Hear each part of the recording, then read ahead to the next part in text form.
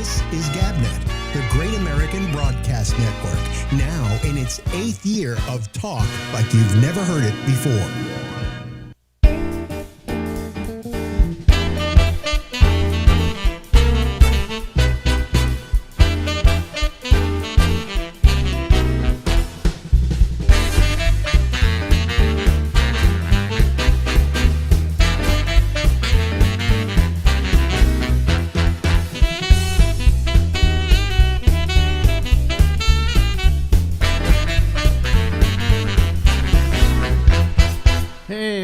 How are you? Good evening. I wasn't singing tonight. I didn't feel much like singing. Okay, if you don't mind, if you don't mind that little rendition I do every night. If you paid any attention to my Facebook page, paid any attention to the special program we did earlier today at 4 o'clock with people who were involved, so to speak, then you know that my best friend in this whole world, the only best friend I have left, Rick Sheckman, Shecky, as some people called him, died last night, 1:45 in the morning, and I found out about it this morning when I got up and I looked at the posts and the tweets and not tweets but texts from people to each other on this text chain that we were on, that said that he had died. I suspected that it was going to happen because what happened yesterday about I don't know, oh God, I'm thinking maybe 4 o'clock in the afternoon. One of the people wrote, if you were planning on coming down here tonight or today, do not come down. And that said it all for me, because I figured the end was near. Because probably what they did is they had to get a hold of the family. His family lives in Colorado, in Steamboat Springs, and I think they had to make the decision on whether they should keep him on life support or pull the life support. And I imagine when they pulled the life support, it was only a matter of time before he died. It is sad for me, because he's a man who I absolutely love dearly as a friend and as a companion. We were trying to figure it out. A friend of his, Steve Weiner, who, by the way, got him the job at Letterman. We were trying to figure out how long I knew him, because I was introduced to him by Steve Weiner. And we figure it is somewhere in the neighborhood of between 45 and 50 years, probably somewhere more like 48 years or something like that I have known Rick. And he has been my good friend in all that time, and in all that time we've been in constant communication with each other. I can't remember a Saturday or a Sunday, sometimes I would call him on Saturday, call him Sunday, that we haven't talked to each other by telephone. When I was living out in California, it was every Saturday, exactly at 4 o'clock, that I would call him, and exactly 4 o'clock he would be there, unless he was out on a cruise somewhere, in which case, But we talked to each other every single week. We were in constant communication with each other. And I can't tell you how much I cared for the guy.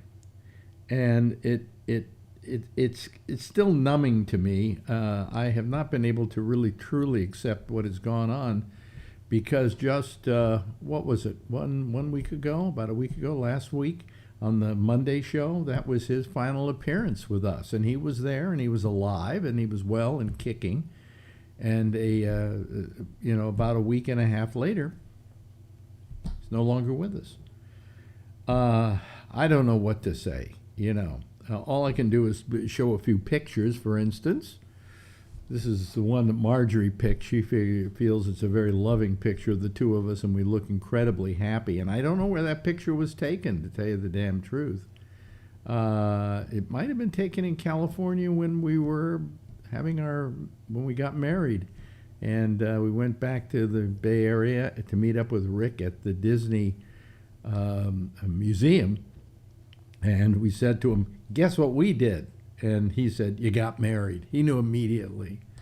I think maybe that picture was taken then, but I'm going to have to ask Marjorie about that. I have another picture here that's kind of interesting. This is something that Rick invented, okay? He would go all over the world. He loved traveling. He loved taking especially cruises, but traveling on exotic cruises, going to places like the Galapagos and Antarctica and, up to Alaska. I mean, he would go on these very exotic trips. And wherever he would go, he would take the camera and point it at himself and then shoot himself wherever he is. Now, there was a total lack of expression in most of these pictures, and this was one he took when we were in Monument Valley. We took a trip across the United States together, and we made sure to stop at Monument Valley because as a movie buff, that's where John Ford made all his great movies with John Wayne. That's Shecky at his happiest right there. But I wish I had more of those pictures of his, and maybe I do, because I know he sent a lot of them to me every time he went somewhere. And maybe if I go into my correspondence with him, there are some of those pictures there. But that was Shecky at his very happiest in Monument Valley. He was kind of mad at me at Monument Valley because I was carrying 2 very expensive pieces of electronic equipment that I was taking back to New York. And the roads there are very rough, and I didn't want to go in any further than we went because I didn't want the electronic equipment to bounce around. And he wanted to go, further into Monument Valley. But, we see it there, and it's a beautiful shot. So that's another shot that I will always remember of Shecky. Okay. So those are a couple of photographs of Shecky. Now what I'm going to do here, I've got a video. Every time I used to take my camera everywhere, and every time I got a bunch of footage, I would put it together.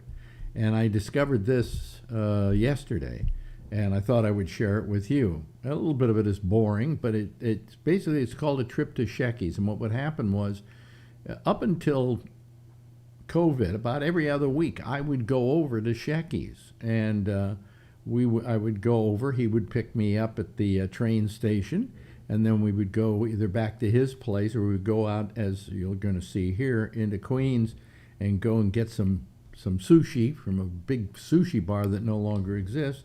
Then we'd go back to his place, and we'd talk for a while.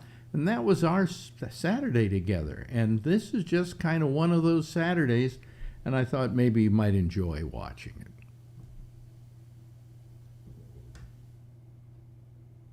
Okay.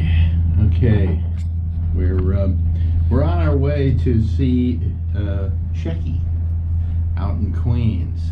Got to take a cab to the train, take the train to another train, take that train to another train, and then go up all the way to Queens to Jamaica Estates. So that's what our bill of fare is for today.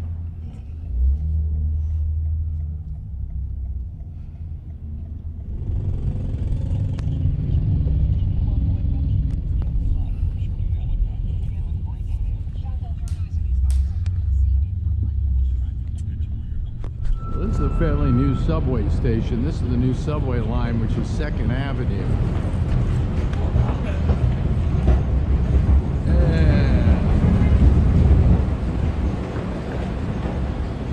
He's in a rush.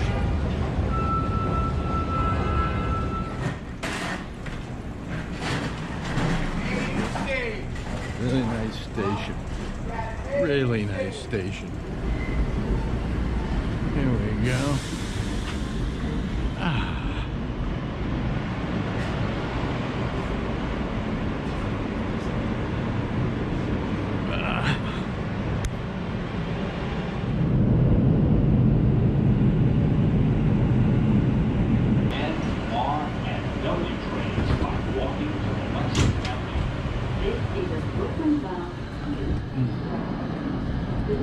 And we go down to the F train.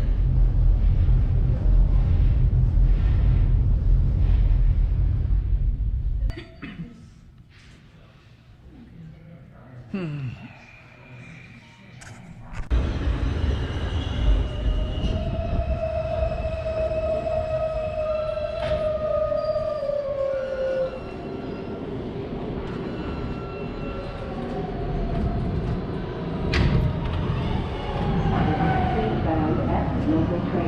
next stop is Roosevelt Island. Stand clear of the closing doors, please.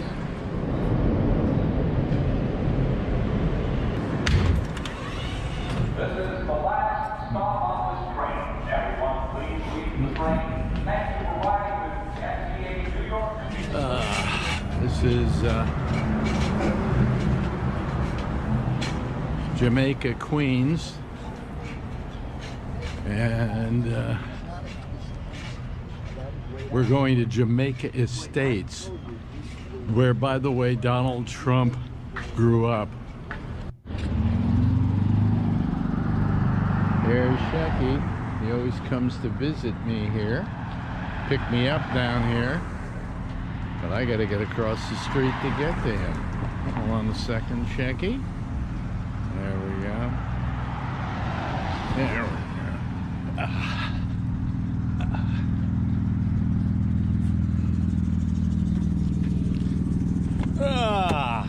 Hello. Oh, were you live tweeting? Huh? What, were you live videoing? No. This is a new toy. Oh, yeah? Yeah, this is the newest GoPro. Oh, I think that guy's going out of business. Oh, is he really? Because Oh, he's losing billions. this is the probably the best one they've ever made, because it's got there's no shake. Yeah. There's a built-in gimbal, they call it. You know, like, remember I had that other thing where I had the whole device and it made the camera level? Yeah. Well, this has done away with that. Uh-huh. So, No, apparently that guy is losing a is that fortune. there's Trump's there's Trump's manse. That's where he was. That wasn't where he was born. No, but it's right up. It's on the other side of the street. Yeah. This is the evil neighborhood that spawned the devil. Yeah, well, you know. And we're going out to get sushi. So this is my friend Shecky, the seldom seen Shecky, except in you invented the selfie. Yes, I did, and now I don't do them anymore. And now you don't do them anymore. He took pictures of himself by turning the camera around everywhere in Back the where world. actually, seriously, where you couldn't see what you were doing. Yeah. Now they have the opposite view cameras, so you know. Yeah. So you don't do them anymore. No. Too bad. That was a treat. No, I would do like 10 of them to get one of like, oh, that one looks okay. You didn't know what you were shooting No. because you couldn't see it. No. Yeah. And I would look at them, and you know, that was that. Okay, well, it's off to sushi. Yeah. And there's the car that's really parked. Oh, this. Look at this. Wait a minute. Hold on a second. Let me show them. This is how some. I can't get this to go down. No, now. it's open. The window goes. No, oh, you're. Oh, there's the window. There we go. Look at that guy. Look at him. Look at him. He's just. That's his way. He's taking how many spaces do you No, it figure? looks Two like spaces. two. 2 spaces. But it's just because he can't park properly. Well, And also the car next to him isn't parked all that well either. yeah, but I still. Come on. Come on. Here, this is fine. Okay. Okay, good. Okay. This is how we do it, huh? What? This is how we do it. It's always good. Yeah, this is. Hello, Ryan. I'm assuming you're Ryan. Brian. Diet Coke? Diet Coke for me too, please. You're just gonna have lots of ginger. Is that what it is? Yeah, I love ginger. They have all kinds of stuff here, and it just goes on and on and on.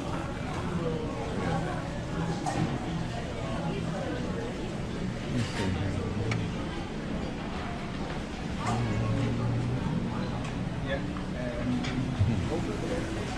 Look at that. Look at all that. Lots of stuff. There we go. Sushi.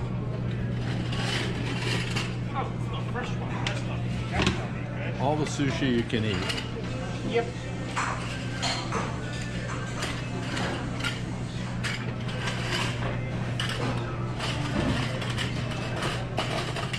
Here's what I got.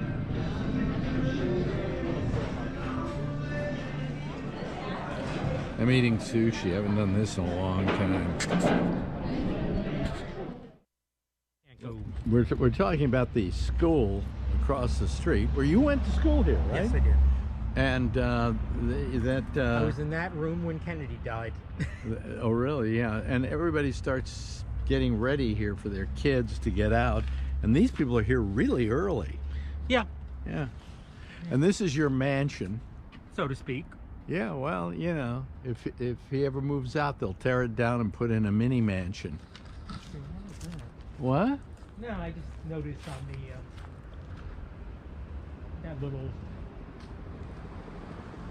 Yeah. above the window.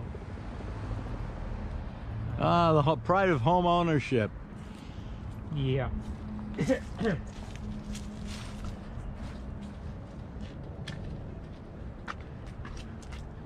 And there's the brick nobody understands. Why is the brick there? It just ended up there one day, and now whenever my contractor comes, he goes, "Why do you have a brick there?" It's like, I don't know. I just like it. This is the home of Vitaphone Talking Pictures here. Yes. Where'd you get that? A friend of mine sells them. Oh. I have like 6 more in the house somewhere. I can't remember where Yeah. I put them. We have to say that your house. Hold on a second. Let me get through the door here. We always come in through the kitchen. And literally, your house is a 1940s. no, but it's a museum. No. Like comic books a lot. Look at this, folks. Of course, you loved Doc Savage, right? Oh, yeah. I always thought Doc Savage was pretty terrific. This is the actual, real, original Captain Marvel. That's the Captain Marvel I remember. Yeah, well, that's a, C.C. Beck. Yeah. More. No, I said it was a C.C. Beck. Yeah. I guess I had both lights on. Oh, here's you as Superman. Yeah, Alex Ross did that. Who's Alex Ross? One of the best comic book artists in the world. Really? And you did play Superman, as a matter of fact, on. Did I? Didn't you play Superman on Letterman? I don't think so. I thought you played Superman on Letterman. No, Oh, who'd you play? You played somebody. I don't know. And more stuff. I mean, these are. What are these? These are the actual drawings they do before they put them in the newspaper. Well, the one on top was the when they were getting George Wonder. That's one of his test strips. So Yeah. never Yeah. when he was replacing Milton Caniff. And this is Little Abner. Yeah. And Winnie Winkle. Yes, the breadwinner. And look at this. This is the. This could be the opening to a DC movie. Wow. He is quite the collector, folks. This is not a guy who fucks around. I mean, this is, and you say that this stuff isn't worth anything today? For something. George Burns, That was in the free box. The Flash. Wow. Yeah. Of course, the typical Superman, like this was the original DC. Well, that's an Alex Ross. Yeah, but it's a Well, homage it's to the the cover original. of Action Comics #1. Yeah, yeah. Yeah, Wow. And signed by Alex Ross. by Alex Ross. Yeah. And then more. And this is more Alex Ross stuff and things. Wow. Jeez almighty. And this stuff you say is not stuff you would probably wind up selling because. Yeah. Why? Why? Yeah. Look at this. Who are all these people? Who are these old My guys? grandfather and his brothers. Oh, really? Yeah. There's Scrooge McDuck. That was done by Carl Barks, right? Yeah. Wow. Jeez. Well, and look, folks, if you go up the stairs, I mean, it's like a fucking museum. Look at this. Look at this. But if you turn around, it's every Acme product ever made. Huh? Behind you. Behind me, every Acme product ever made. Roadrunner. Ah. Oh, man. And more comics. Who is this? Is Dolores Del Rio. Dolores Del Rio. People who are watching this don't even know who I'm talking about when I say Dolores Del Rio. I do. Scrooge McDuck. You love Carl Barks, right? Oh, yeah. Carl Barks was the guy who did the comic books. And until recent years, didn't get a lot of credit, did he? No. No. Well, last 25, 30 years, you know. There's the Flash comics. There's, of course, there's Wonder Woman. S&M, great. Wow. Well, folks, here we go. Who did this one? It was the Warner store years ago. At the Warner store? Yeah. Really? And is it a painting itself? I have no idea. Wow. Anyway, this is, and then Shecky's got even more rooms of memorabilia here. And of course, more Doc Savage, Batman. Wow. What a museum. But a cornucopia of nothing. No, it's a museum of nothing. Right? Yep. Yeah. Cool. Very cool, Shecky. Thank you for the tour. You're welcome. And this is the room we sit in for most of the afternoon while Shecky lies on his bed. Now, mind you, he doesn't have to use this small room for his bed. He's got a big room in there. But this is the room he grew up in and he feels comfortable with, right? Do you want to hear all the cars coming down Radnor Road hitting those 2 speed bumps? Right. God. It's fun getting old with you, Shecky. Yes, it is. Yeah. So this is the room where we sit and talk about probably nothing. Nothing. We talk about movies, television shows, and why I think Arrow stinks now. Well, Alex, tell me about The Case of the Curious Bride the other day. Oh, The Case of the Curious Bride was a movie you turned me on to that was shot in San Francisco, and actually outdoors in San Francisco in, 1935? 35. And it was a Perry Mason film. Probably late 34, I would guess. The Case of the Curious Bride? Yeah, it was a Perry Mason film. Yeah. And it's, with Warren Williams. Warren Williams. Good film. Anyway. Margaret Lindsay. So much for the room with Shecky right there.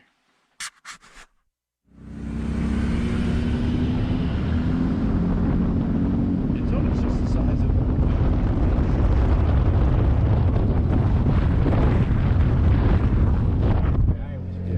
Back in the day. Well, Shecky's taking me to where he picked me up, and then I go grab the train and go back to Manhattan. That was the train ride out today. Which takes me about 2 hours. Was that bad? No, it's not that bad, but it seems like it. Anyway, thanks for everything, Shecky. As always, great sushi and great friend. Great sushi, great friend, and we'll do it again sometime soon. Thank you. Maybe Marjorie will come with us. Yes. She wants to. I know. She wants to know why we haven't taken her for sushi. I said, because we only went once since we last took her to sushi. I know. Anyway, see you later. Okay, Ben, get home safe. Bye-bye. And that's it for our trip to Queens and Jamaica Estates and Shecky Land. And I hope you enjoyed our little trip. I'm trying to get to the front of the train.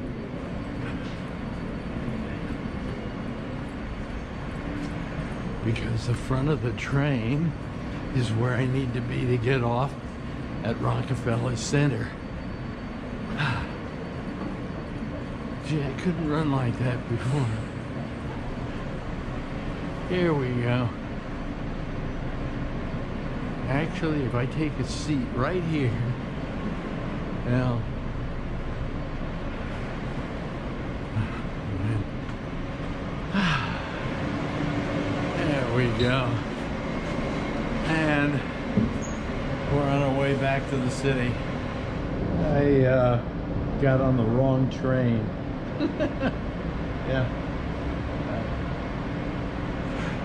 The other one took off first.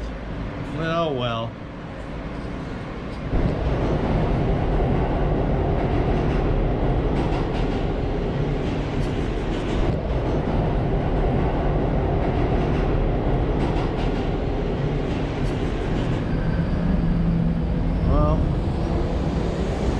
There goes the D train, but I can't take the D train because it doesn't stop at 116th Street. I have to take the B train, which should be coming along soon. Here comes the B now. It's got to be the B train because that was just the D train and they're never that close together. What do you know? It's another D. This bullshit. Yay! It's a B train.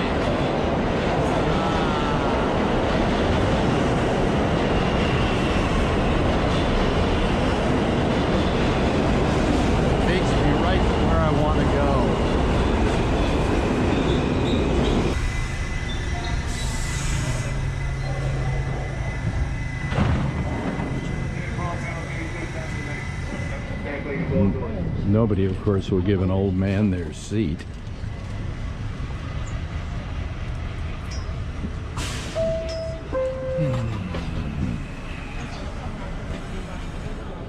One more stop, and we're back home, right where we started at 116th Street.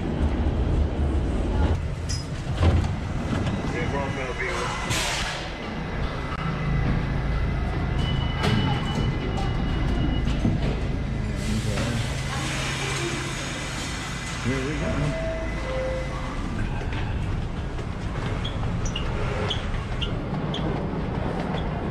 One block and we're home.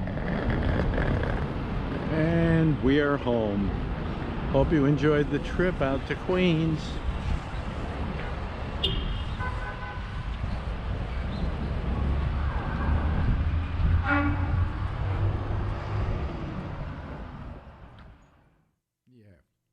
Yeah, that was what I used to do on Saturdays. That was like the complete trip, right?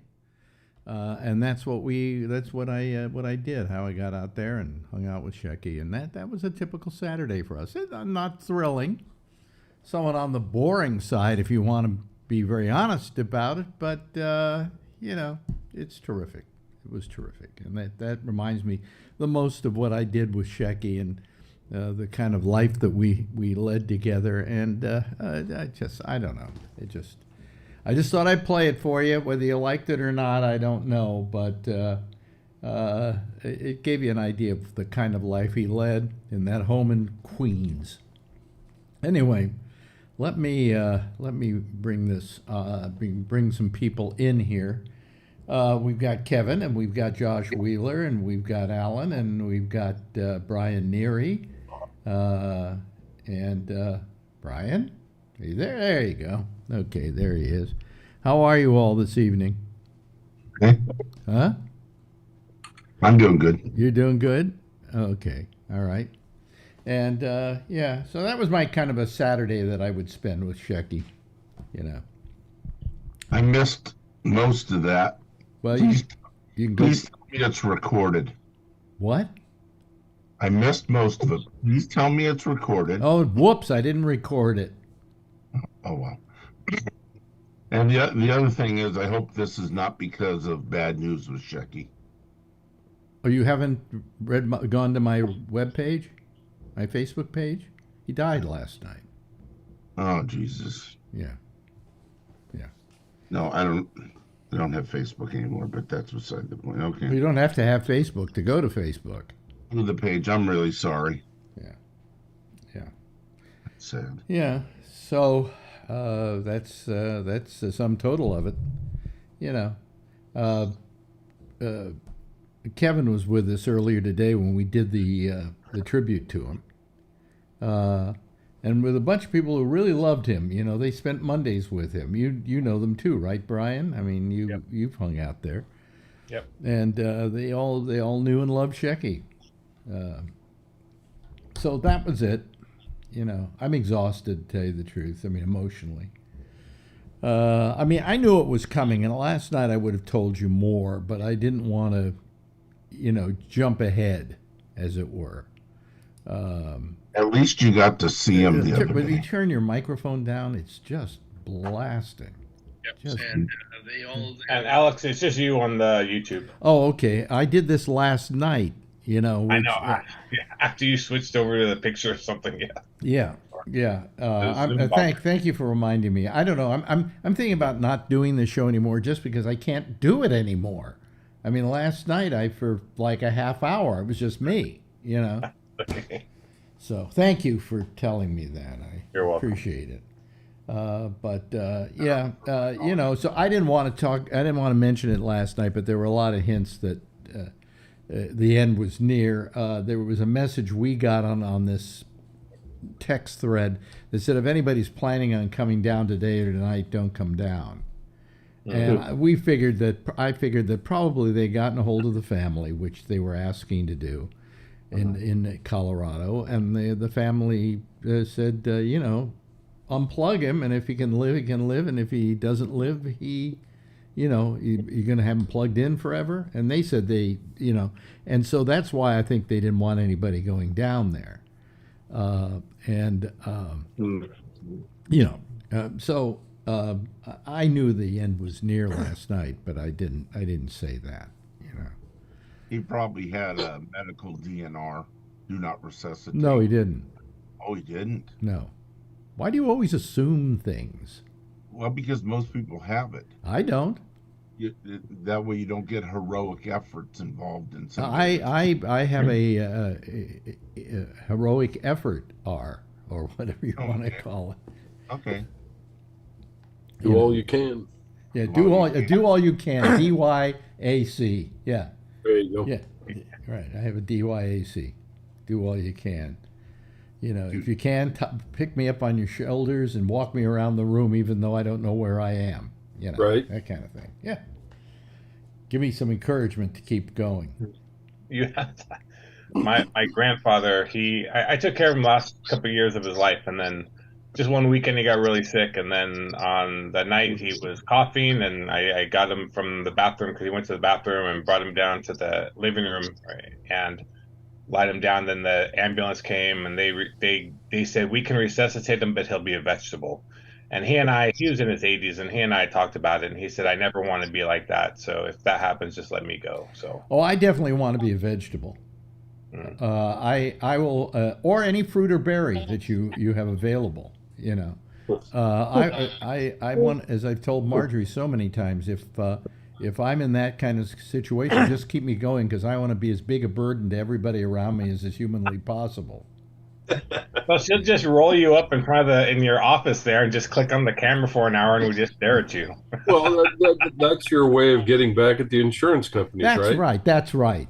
You got it. They're going to have to pay for Pay as for long that as damn I need. insurance. You're going to get your money's worth out of it. Exactly. I hear you. Of course, I'm going to have to tell Marjorie, please make the payments. You know, otherwise they will not resuscitate. You know. So. Sure, they will. They have to. They have to. Yeah. They have to. Yeah. God, I wonder how much money that costs for what he just went through. I mean, only to, of course, die. But then because the reason I ask is not so much because I wonder what it costs, but there are people in this world who just don't have health insurance.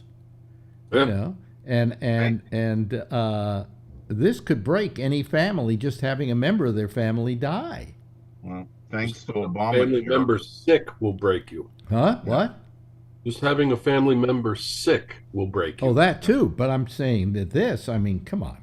I can't believe this was many, many hundreds of thousands of dollars. Sure. Well, you know, it's like I was saying earlier today, with someone that has ALS, that's a slow death. And that costs hundreds and hundreds and hundreds of $1,000s every 6 months. It's very sad. And you know what? You know Extremely what? You know what it amounts to? Like, I have pretty good insurance all the way around. I have insurance that I don't pay a penny. you know, and I have Medicare, and then I have the 20% is taken care of by this pretty good system that I bought. But if you don't have that, what kind of, are you going to get the best care possible? No. You know, I mean, the thing that bothered me about him being at Bellevue is I'm not that aware of that hospital and its reputation, but you don't hear much about it, you know, only in jokes about, I had a girlfriend, she was in Bellevue psych ward, you know, things like that. So, I mean, I wonder if we'd send him to Mount Sinai, if he might still be alive right now. I don't know.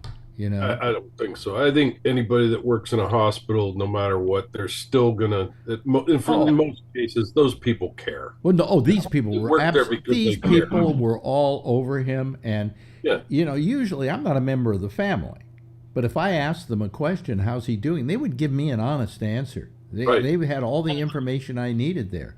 Well, his vitals aren't good, but this is perking up. His heart is a little better today. You know, blood pressure is better, whatever. And they were very nice to us, anybody that walked in the door. So, I mean, I don't think you have to worry about that part of it. I mean, I know, but, you know, I still wonder. I know, you wonder. You know, I mean... even if you were in the best Mayo Clinic or whatever, you'd still wonder. What if this guy worked on him? What if this guy worked on him? Yeah. What if we got him here? What if we got him there? But you're never gonna answer that question. Yeah. Yeah. So we're fortunate in this country, in most states, not all, but most, if you are really sick and you go to the ER, no insurance company, your doctor doesn't have to say, well, I think you ought to have this treatment or these drugs. They have to approve it, insurance companies, state law. Have to approve what? The treatment that the emergency room physician says needs to be Right. done. Well, no, they go to your insurance and say, is it covered? Yeah. Not in the ER. ER has to do it, and they have to take it. Oh, okay. Absolutely. Okay. Yep. That's ER. Yep. Yeah, That's I right. went to the ER. I don't know that I would ever do that again, because I think they over tested me. You know, I mean, I had 3 separate CT scans. You know, and They wanted to see if you would glow. Yeah, Well, that's another reason why they don't worry about it. Well, I know I don't have any I know I don't have any cancer in my body, and I mean they were doing everything that they could possibly do, and not that I don't appreciate it, but I think overdoing it is also too much. I was in there for like 10 hours. Well, sure. And all I did was, you know, hit my head on the sink, you know, and fall to the ground. Yeah, covering their ass. Yeah, of course. That's right. Of course. At your age, they want to make sure they cover all the bases. Well, it's they're practicing, you know, defensive medicine. Yeah. You know, Absolutely. and like when I had this doctor, my neurologist, he went and gave me a blood test I didn't want. Okay, I never asked for. He said he was going to give me a blood test for a certain something. What is that chattering again tonight? A certain amount of, you know, stuff, and but he gave me a test that I didn't ask him to give. He said, could I take this test? Could I take your blood? I want to do this test. I said, go ahead. Then he also did another test, and this one was a little bit off. It was a little high.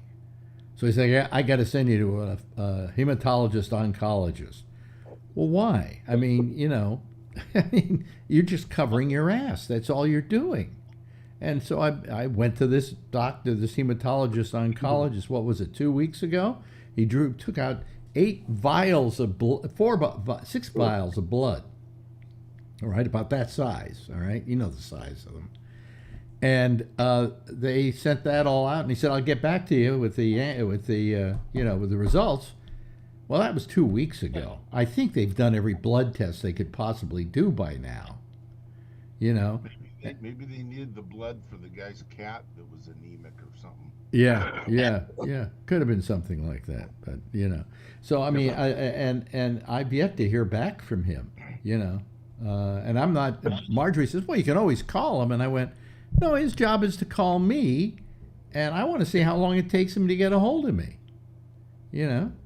But I mean, how many blood tests? How much blood? He drew all that blood. How many different tests?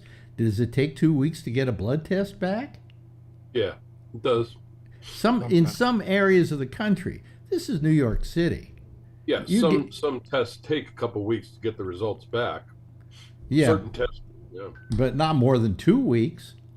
Oh, I've had them in my area take 2 weeks. Really? Yeah.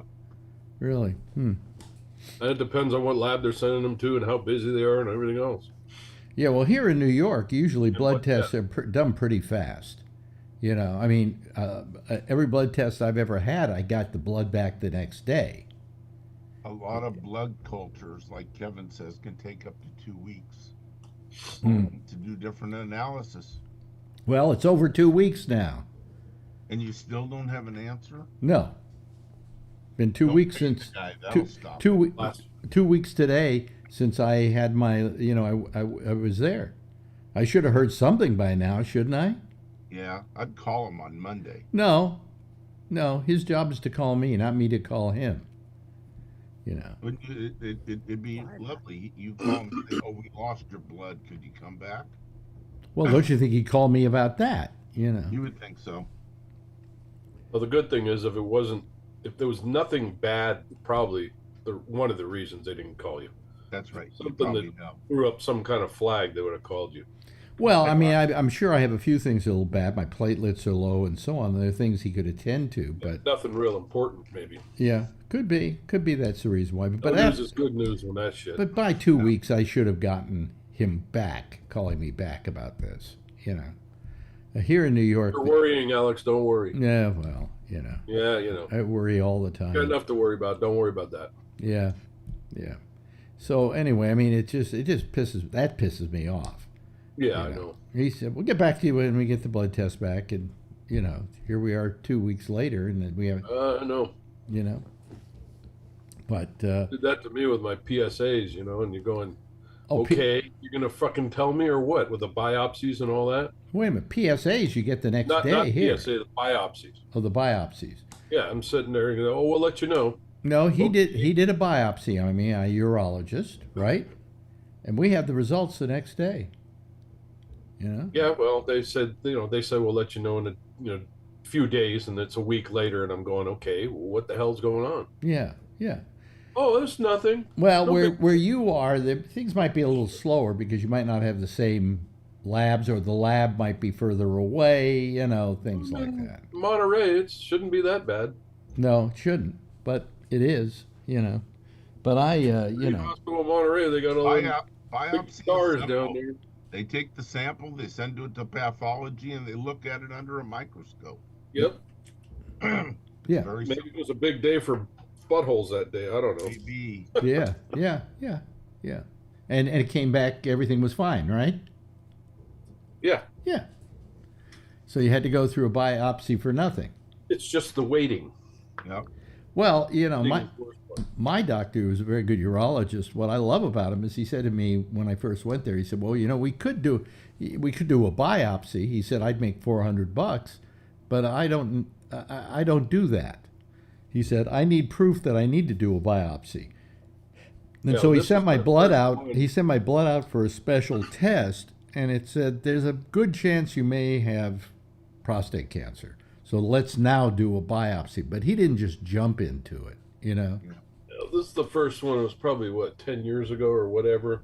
And it was the first time the C word was ever mentioned to me. So you I go in and do the biopsy. Then I go sit on the coast and stare at the ocean and go, am I going to die? Oh, yeah. I won't Oh, know yeah. for a week.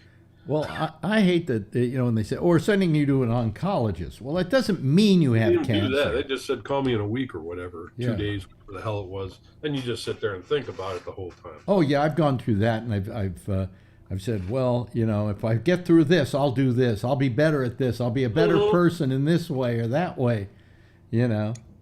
And with this thing, I'm the same way. You know, I may have some kind of little blood cancer or whatever, which they can take care of fairly simply. I don't think so. huh? I think they would have contacted you by now. I think he would have too, but you know, who knows? It's like last time, right? Last time, same type of situation happened. They didn't contact you right away, right? They No. said if something was, they would contact you. No, I never had that before. You know, where the guy didn't get back to me within a certain amount of time. I have a urologist pretty much gets back to me within 2 days, 3 days. You know, that's always a blood test. And when my doctor takes a blood test, he gets it back the next day. You know. Now, yeah, there are blood tests that take longer. That I agree with you, but they shouldn't take this long.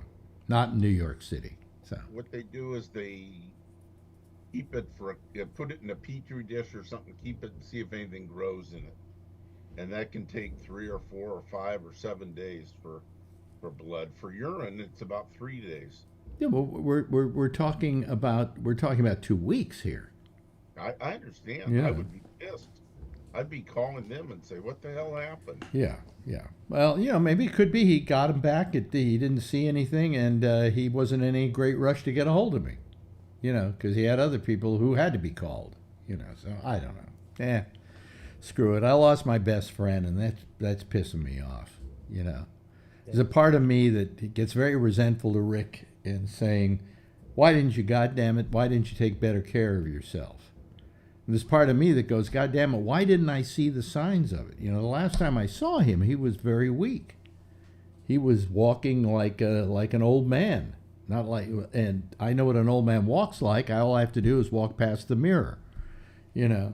But I mean, he was not looking well, and but I didn't. You know, it's the kind of thing you don't push with somebody because they'll push back against you. You know, and if he wanted to talk, he talked, you know. And he told me a lot about what doctors were saying and so on.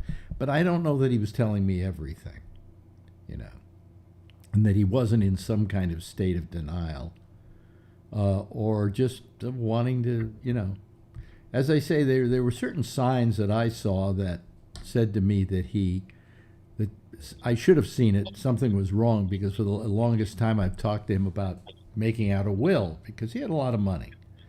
And I said, you know, you can't have that kind of money and not have a will, you know, because if you die, even though you haven't got that many people to leave it to, I said, it's going to go into probate. Lawyers are going to get the money. The state of New York is going to get the money. And you're just going to be, you know, robbed. You got to have a will. So he said, okay, well, you know, I'll go do that. I'll have a will. And he did it. Just a couple of weeks ago, he got it back, and he said, "I made the will, and it's signed, sealed, and delivered. It's sitting in a drawer here, and I did it." And I went, "Good," you know, and I was happy that he did it because it was something that for I guess 2 years, I had been bugging him about. And he always kept saying, well, next week I'm going to go see the lawyer. Well, all of a sudden he went to see the lawyer, and I think he knew something. I think a doctor somewhere told him something, you know, that I didn't know. But this is just so shocking, you know, just absolutely shocking to me. It was the last thing I expected because I was talking to him a week ago, a little over a week ago. Some people don't want to depress their friends. Well, that could be. I don't know that was the reason. I think he was just very guarded about a lot of stuff, you know, and in denial about a lot of stuff, too. I mean, you know, do you want to say, hey, I should have taken better care of myself and I didn't? No, you don't, you know. But it's very surprising to me. And I also fault a bit the doctors that he went to see about this passing out and things like that. Because they should have known better. You know, they should have just seen some signs there and looking at his history as to what they could do, but they didn't do it. So, you know, but it's strange, you know, and it's a shock to me because, you know, a week ago I had a friend and today I don't, and No, that's wrong. yes, wrong. You still have a friend. Oh yeah. You still have a friend. Who? Shecky. Don't say you don't have a friend. Well, yeah. That's a nice way of putting it, you know. Yeah. It's just I can't. Not there. You can talk to him every day, Alex. I guess That's you're. the way I look at it. Yeah, I get. You know, you're very wise. You're very wise, Kevin. The way I look at it. Yeah. I talk to my buddy all the time. Really? Yep. I don't deny it. I did talk to him today Yeah. at some point. I did talk to him. He'll didn't talk to say you in something. different ways too. Watch. Yeah. Yeah. If Yeah. I die, I'm not friends with any of you. Well, we don't want you to Fuck be. you too. Yeah. You'll probably get a door handle in the mail, Alex, Yeah. from the car. That was the car, by the way, in that video. When the door handle was still working. Yeah, I made that comment on the chat when we were watching it. Yeah. Yeah. Yeah. His No, it's house- working. In case people don't know the story about the handle, there's a handle on the outside, there's a handle on the inside, and I opened up the handle on the inside to get out of the car, and it broke off in my hand. Now, this car is 27 years old, and certainly there's a good chance that that door handle was fatigued, okay, and it broke. So now we're trying to figure out how the hell do we get out of the car. So Shaky says, I'll just get out and open the door for you. So he gets out and opens the door for me. And then I talk to him, and I call him after I get back to Manhattan, and I say, I'm really sorry about the door handle. You know, I'll pay to have it fixed, although I don't think it's really my fault. It's really just the age of the car. And he said, oh, no, don't worry about it. He says, I'll just get out and open the door for people. And then I hung up with him, and I thought about it, and I went, wait a minute, there's an easier way to solve this problem. You just roll down the window and pull on the outside handle.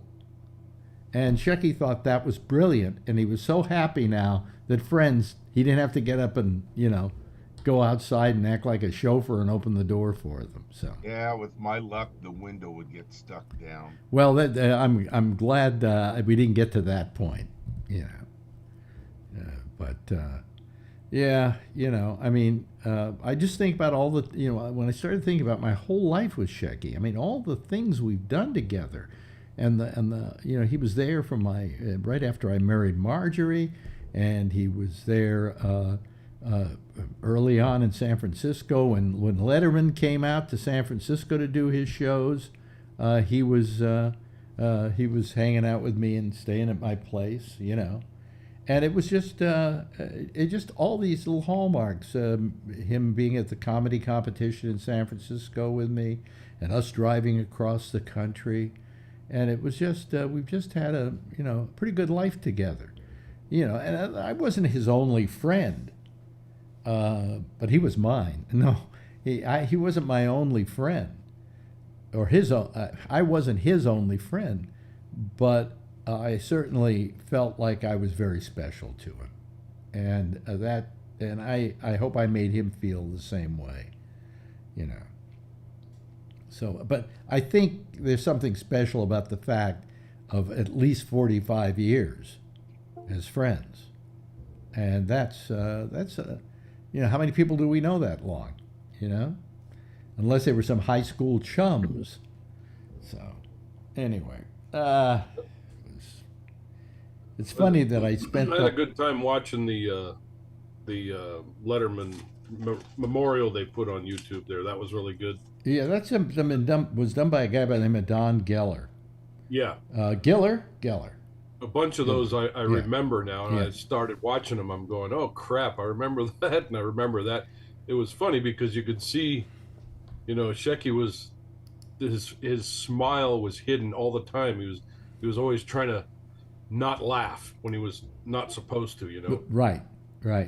Well, It was he like had the old Carol Burnett ones when they were doing their skits. They couldn't laugh, but you could see they were trying hard as hell not to laugh. Yeah. Well, I mean, Shecky, he was Elvis for the Letterman him show. and Biff were working together. But too. he did a lot of other things for him too.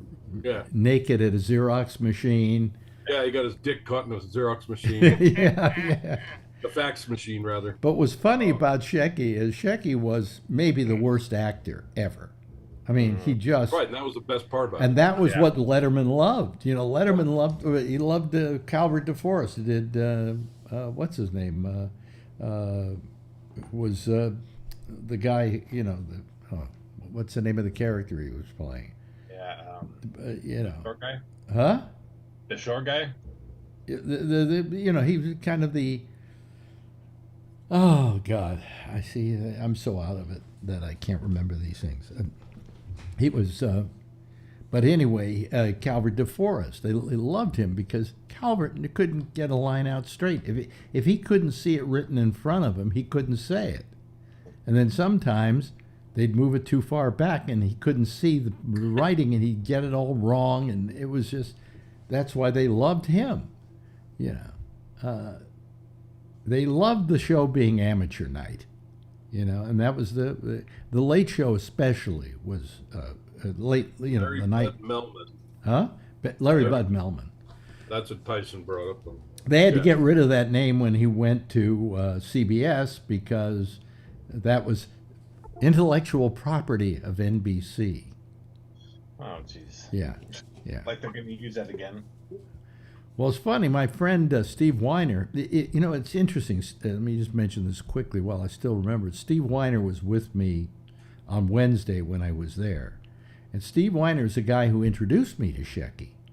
And he's the guy that got Shecky the job at the Letterman show.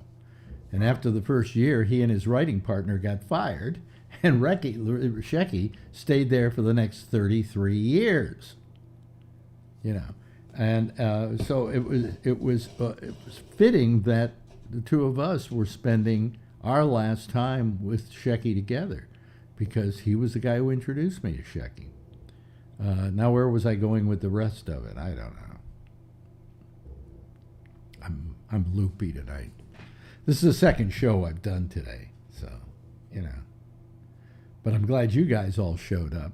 You know who's not here? Tony has nothing to say. Yeah, I was surprised. I thought he would call. Yeah, Tony. Tony called me in the morning, and yeah, he's really upset. So. Yeah, but I mean, he could call. You know, yeah. He's a very emotional kind of guy too. So. Yeah. Yeah. But. He'll call if he feels like it. Yeah, yeah. So it's been a rough day today, but I've heard from a lot of people. Josh, you sent me a note. Very nice. Thank you. I appreciate it. Yeah, no Kevin was there earlier today when we did our little tribute. It was kind of a flash pop-up show, you know. I don't know if that's redundant or not. You know, I've heard from a lot of people that I haven't heard from in 20 years, 25 years, who want to get in contact with me again. So, you know, what this does, something like this makes you want to see friends, you know. And do you think all those calls? What? Do you think the calls from the friends that you haven't seen in 25 years are genuine, or do they see that maybe Alex Bennett is going to be getting a big inheritance and they want to hit you up for it or something? I don't know. It just seems. Was that meant to be funny? No, not at all. No, It's meant to be serious. No. Why would these people call you? I mean, it's nice to console you, but Well, what's to say I'm going to get an inheritance? You know. I don't know, but you know, I don't know. You know, and I don't want to think in Happens, those Alan.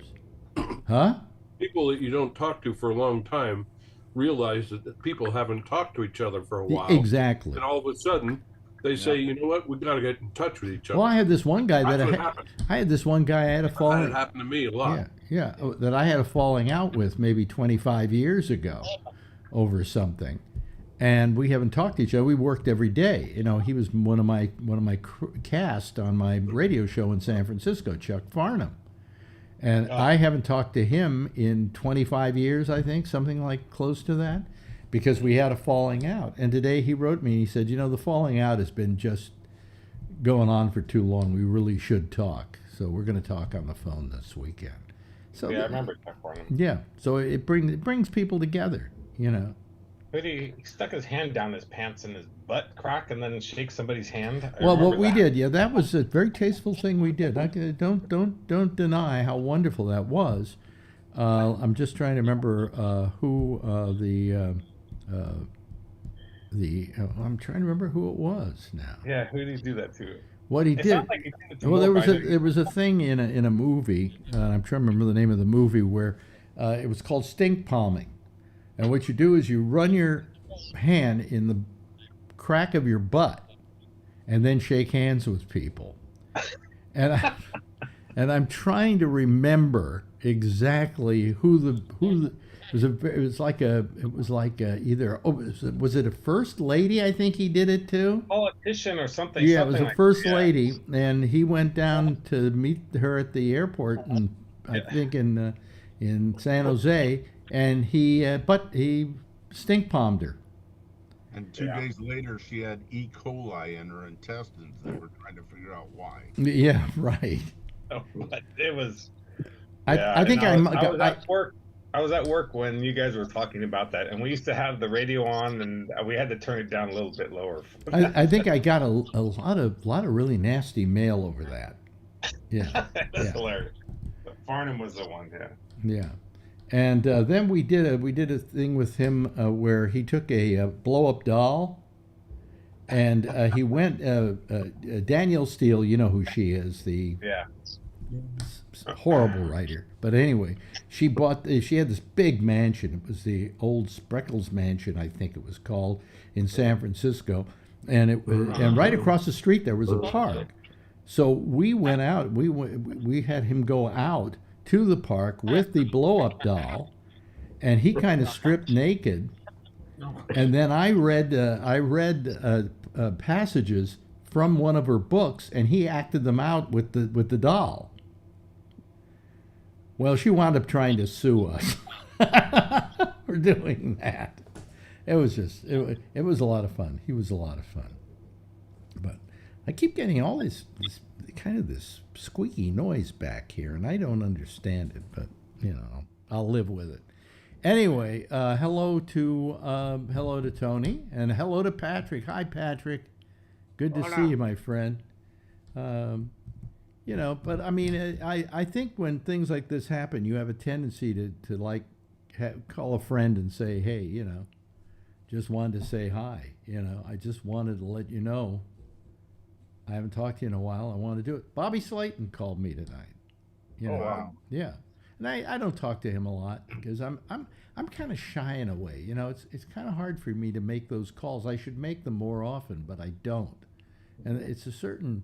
I guess I like to think of it. Somebody once said I like to think that I was shy, and so sometimes I just don't talk to people that I should be talking to, because who knows how much time I have left here, but also who knows how much time they have left here. I mean, I figured Shecky would be speaking at my funeral, So you never know, right, Jeff? Yep. Every day's a good day when you're there. Well, you know that more than anybody because you had a stroke, and when you come back from one of those things, you go, I better enjoy this life while I got it, I spent the year learning how to talk again, Yeah. and I'm still working on it. You're still working on it. You've done Sounds pretty pretty good to me. You've done pretty good. He can't read, though. You still have a reading problem, right? Nah, not much. Yeah. You never. That's what you married Pam for, to read to him. Well, Read me you the know something. morning What paper, happens? honey. What I put a happens? lot of stuff on audio. Yeah. What happens is that strokes are especially vicious because everybody has a stroke and everybody has different outcomes on it. That's right. Like I talked to Will Durst. He's still in the hospital. He's still in the nursing home. He still hasn't got the use of a leg. His arm has come back, but his leg hasn't. So you never know. Yeah. And I'm lightheaded. Blood clot in the brain. Yeah, and I get lightheaded a lot lately. And I think it has to do with my medication, but who knows? It could be something. How you doing, Tony? It's a hard day. I was emotional up and down a little bit Yeah. because I was just shocked, really, But I got a funny story if I could tell you, Alex. Sure. I was remembering back one time. One time I was getting ready to leave Shecky's, and the phone rang, and he had one of the old phones that my mom had still. The old ones that you pick up. Yeah. And in his machine, when it says, "Oh, that's Alex," it says, "You want to get it?" He goes, "I'll never forget this." He says, "Oh, I'll call him later." He says, and he says, he's probably going to complain about one of his chronic conditions, and I'll be on the phone for an hour. He said, "You know what he said? I'll never forget this. I was crying and laughing today." He goes, "He's going to outlive everybody." He says, "Come on, I'll take you to the subway station." And I started crying. Then I started laughing because I was trying to remember, and I got to thank you for introducing me, because if it wasn't for you, I never would have been friends with him. Yeah. Oh, yeah. I was so sad today. I was thinking of my mom and my dad. I went to the cemetery and I put a flower down. And I was thinking of Shecky. I said, you know what? I hope he runs into my mother if there's an afterlife. She's probably going to say, I told you he's a pain in the ass. Did It you, was. I felt so bad though. You know. I mean, he was such a great guy, Alex. To me, it was like the big brother I always wanted. Like And you were the little brother he never wanted. exactly. Yes. Yeah. It was. Like, I was always enamored. Like he knew everything. I was just like fascinated by it. Yeah. Yeah. Like all the comics and the stories he would tell me. It's like, this is great. So you can go home now. I had enough. I used to look at the clock. Should I leave now? He says, yeah, it's about that time. Don't give Yeah, people it was the always idea like- that every time I called him, it was because I was complaining about my health. 'cause No, it no, wasn't. no, no. Yeah. It was just that one time. You know how you think of funny things? I was trying to think of, I remember the first time I went over. Oh, that was a fun. Then I started laughing because he said that. And he said it lovingly. I said, oh, that's kind of funny. I said, I'll talk to him. He did later." say it lovingly, I hope. Yeah, he did. We thought so highly of you, Alex. And you know what he used to tell me? That's Alex's room, but I got to put him up the big room. Yeah, He's got a nice room. he I used to, said. he used to refer to that room, the big room, the one he Yes. wouldn't sleep in, right? He slept in that bed, in that small room. That's like I was in all my of room, it- yeah. all of his life. That's the bedroom he grew up in. The big room was his parents' room. And when his mother died, he kept referring to that room as my room. Yeah, he did. He I said- walked. I said, Alex has got a nice room. He Yeah. comes in He here. says, I got a new computer. I'm putting it in your room. And I'm going, Yeah, he had the computer with him. to begin with, you're saying my room is the room your mother died in. Yeah, that's true. Yeah. You know, in Yeah, fact, put your I phone slept on. over there when he still had a bed there, and it was the bed his mother died in. All right. And I would go sleep in it, and I'm going, this is, this is creepy, But he didn't ever want to move into that room. He claimed that the noise from the street he could hear from there. That's like where I live in Queens, Alex. I can't live in the front. I can't sleep in the Exactly. front of the house. That's what they did. That Oh, bedroom. I used to put the faces- radio on when my room was as a kid, just drown out the cars. Well, that faced Radnor Road, and Yeah, he and Moby just didn't Deer is want it. He great. just didn't want to have anything to do with it. Yeah. And I was trying to laugh, so I was thinking about all the different I things. remember a period of time when Shecky's mother was very sick. She had whatever she had. I can't remember now. And he took care of her almost like you did with your mother. I mean, Yeah, that was the hardest thing I had to he do. was literally, wiping her ass and doing everything that she had to do in order to take care of her. He was acting like a nurse. And then one day he called me. He said, my mother died. And I said to him, well, I hate to say this, but I'm happy for you. I said, because you've had to go through this for the last, he didn't have a life for 2-3 years while he was taking care of his mother. And I always thought that was wonderful of him. I always thought that was wonderful. But I felt very bad for him because he really had no life at that point.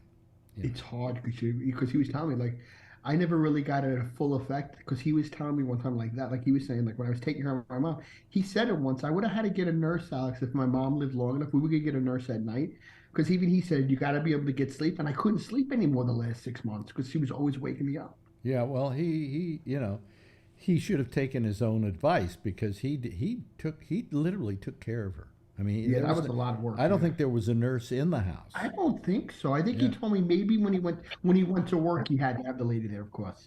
But he was up all night and then going to work in the morning. Yeah, it was a rough time for That him. was hard. I don't know how he And did it. every week when I would call him, he would talk about it. He says, well, she's not getting any better, And I'm thinking to myself privately, I just hope she dies soon because the way it's affecting Shecky, what gets me is that we are responsible for the people around us, in that if you don't take care of yourself and then you die like Shecky died, a whole bunch of people are going to be impacted by it, So take better care of yourself, Yeah.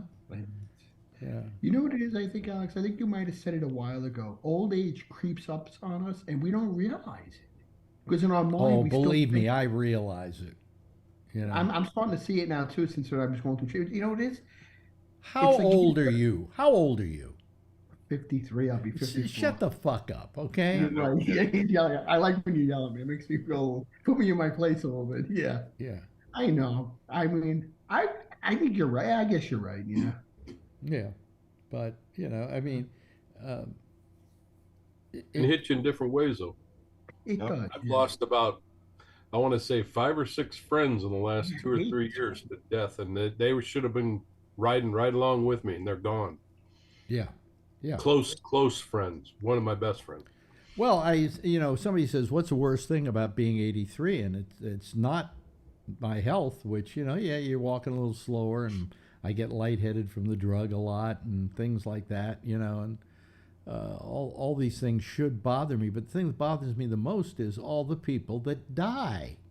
Yeah, And I'm because only 65, 66 years old, coming up on it, and I've lost that many people that were that close to me, well, that were supposed to be riding around with me when I got old. forget about just people that are younger than you, or older than you, or whatever. Think about all the movie stars and stuff that you hear of die. Yeah, and the all the older time. you get, the more of them die. Yeah. Most of 3/4, maybe 90% of all Hollywood is dead now. That I used to go to their movies. That's what you hear more and more of every day. Lately, I watch a movie and I go dead, dead, dead, dead. And of course, they should be. The film was made in 1950. Yeah, that's the thing, is that they should be, because of their age. I mean, that's what's happening, is that Yeah, that time is rolling around where yeah. nobody lives forever. Yeah, well, I came up with a little profound statement today to Marjorie, and I think I wrote it to somebody, and I said, I guess dying is the biggest event of your life.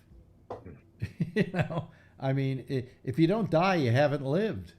It only happens once. It only happens once. Yeah, and who knows what happens? Like I said, the second biggest event. First you're born, then you die.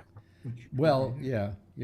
Although, I don't think I was ever appreciative that I came out of my mother's pussy. I mean, I didn't, and that always scared me.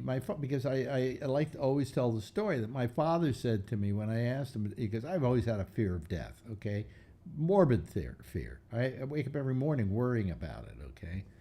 And I said to my father, I said, I just don't know if I can conceive of death. And he said, well, a very simple way to conceive of death is you've been there before you were born. And then I went to bed every night and I couldn't go to sleep because I was thinking about what was it like before I was born. I want to know everything. Yeah. But, you didn't have any awareness. Yes, Ray. Well, even when you go to sleep at night and you're not dreaming. Yeah, you're still someplace else. Right? Yeah, but you wake up in the morning. I know. But at that moment, you might as well be dead. And if you wake up alive, it's a good day. Well, who knows? I mean, I my problem is, and I've often said this about people who are religious. I'm jealous, okay, because they don't have a fear of death because they feel they're going to a better place. They're going to see Uncle Harry and cousin Bill, and Shecky, whatever. And I'm not that kind of person. I'm not religious. And so I have a fear of death because I live every day with the knowledge that probably what happens to you is absolutely nothing. Yeah, that's good.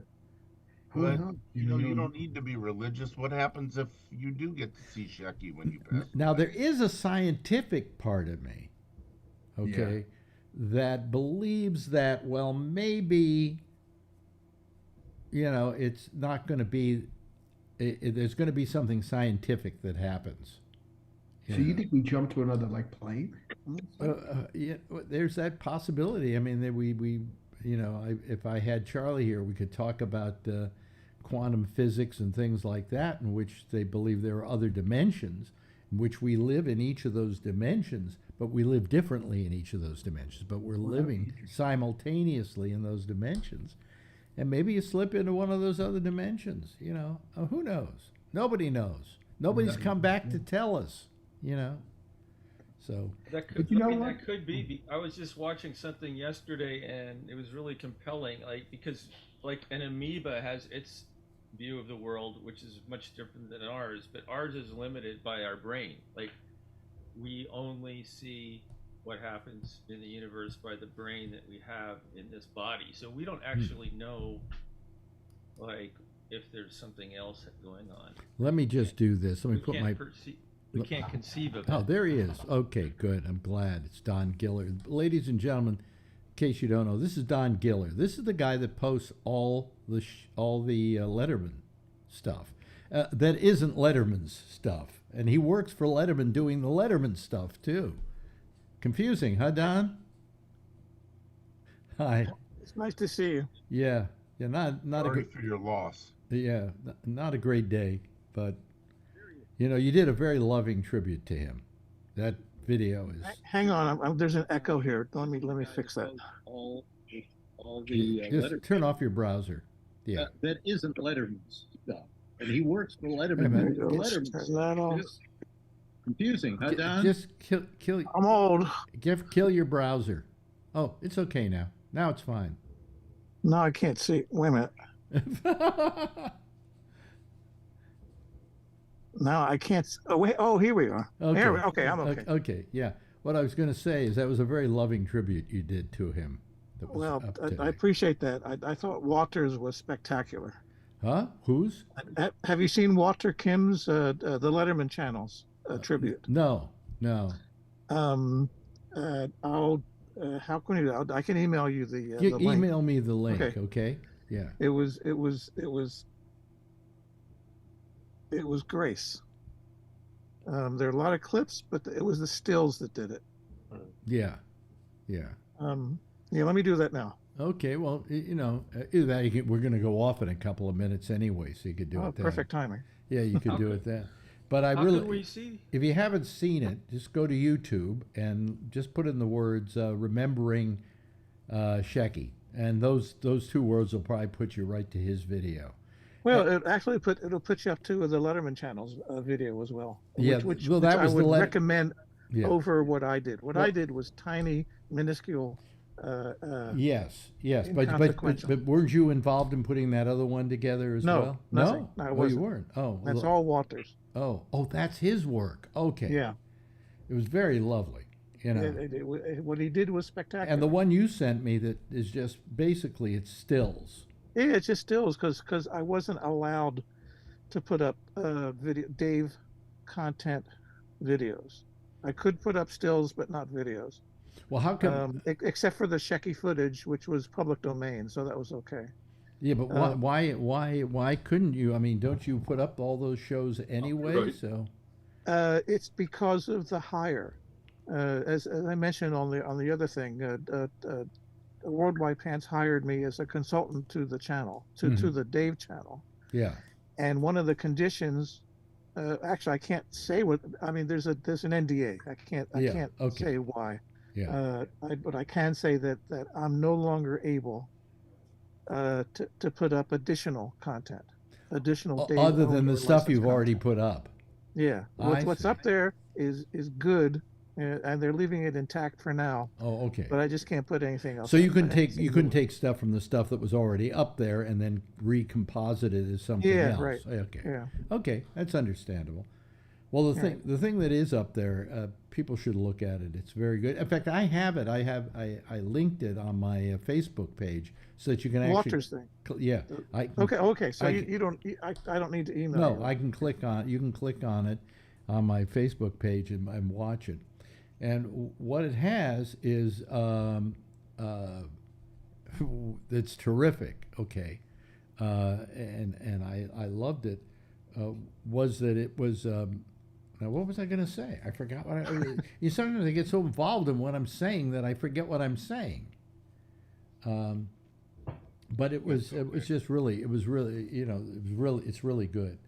And I suggest that everybody look at it. And also, look at a lot of Don's videos, which he'd been doing this for years. How many videos do you figure you got on YouTube? 1,500 about. 1,500. Okay. Although I think I have that many, oddly enough. Yeah, over the years. I wouldn't deny it. Yeah. No, I guess I wanted to come on and I realized this last night. I'm less sad and more mad. I said that too. Oh, okay. Yeah. Why? Because he didn't take better care of himself. Yeah. This might have been avoidable. We don't know if it was inevitable or not, but he didn't do anything. Yeah. And that just kind of it pissed me off. Well, I think I felt that way when other friends have died for one reason or another, because they hadn't taken care of themselves or whatever. And then I go, why couldn't you take better care of yourself? There's a part of you that gets mad because you love the person so much that you'd really like to have them around, And I think sometimes your time is just up. Well, that's one way of looking at it, but time is a matter of how much time is enough, and I think that 67 years isn't enough. Okay. You should, all of you here, I hope you live to be into your 80s. You should, if you take good care of yourself, unless you get something that's just ridiculous, But somebody said, I wonder how Shecky would have felt knowing that within a 24-hour period, he died and Robert Blake died. He would have had something to say about that. But he'd be like, couldn't you wait? Yeah. But how long? And he never got to see Psycho. He never. No, that's right. No, well, it's not that he didn't get to see Psycho. He didn't want to see Psycho. Well, I think you said that would be the last film that he would see. Yeah. Okay. Yeah, and it didn't happen. Well, I don't know if he put it that way to me exactly. Okay. He just said that I wanted to know that after I've seen everything I've wanted to see, I had one picture left to watch. And that was Psycho. I can't believe he never saw Psycho, though. I was going to ask you. You think he saw it, Ox? I think he may have been a secret Psycho watcher. But whatever. But we'll miss him, and it's a life goes on, as my father said. Life is for the living, and you mourn for a couple of days, and then you get on with it. And he's going to be cremated, and then there's not going to be a service or anything like that. And then there's going to be a memorial in I think they said August. June. So that's it. Please keep us posted about the memorial. Oh yeah, especially I'll let you know, Don. I know you'd be want to know. Most of these people don't live in New York, so it doesn't really matter, except for Tony probably would want to know as well. So, hey, Alex. Yes. I put the links to the videos in the chat if anybody wants. Yeah, I saw that you put it up there. Okay. But you can also go to my Facebook page, and it's right there. So. Oh, okay, great. So, take care of that, But anyway, let me start the theme here. Oh yeah, there it goes. And I want to thank everybody for being here tonight. I know, Josh, you haven't had much to say, but I do thank you for your thoughts and your feelings about it today. I appreciate it. They were very appreciated.